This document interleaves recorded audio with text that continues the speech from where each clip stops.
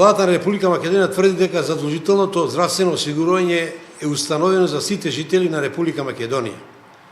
И јас велам, така и треба да е, и по закон така и треба да биде. Верувам дека и директорот на Фондот за здравствено осигурување на Македонија, магистер Маја Паранџиева Змејкова, е убедена дека е така. Таа е најодговорна за спроведувањето на таа законска норма.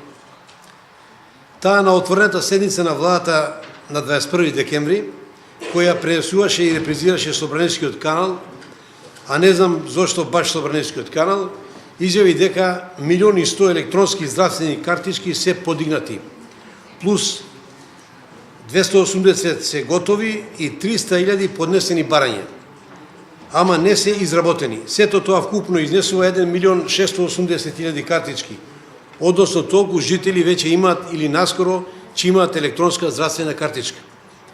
Таа понатаму напомна дека околу 180.000 граѓани не поднеле барање за добивање на вакви картички. Сето тоа вкупно изнесува 1.860.000 картички, што значи дека Република Македонија има толку жители.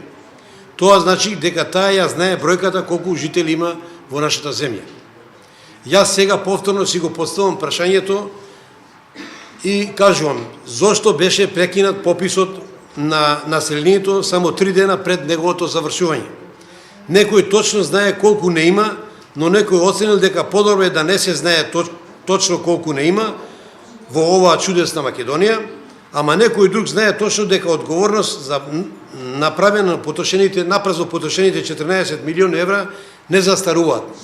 И јас поставам едно прашање, кога имаме веќе дадено изјава од директорката на Фондот на здравство дека има 1.860.000 картички издадено, од тие сигурно има 500.000 деца.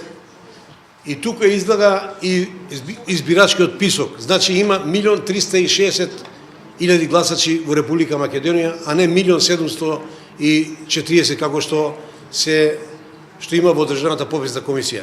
Затоа денеска ова пресконференција свикав и сакав да информирам јавноста дека според законот Фондот за пензиско е должен да каже колку картички се издадени.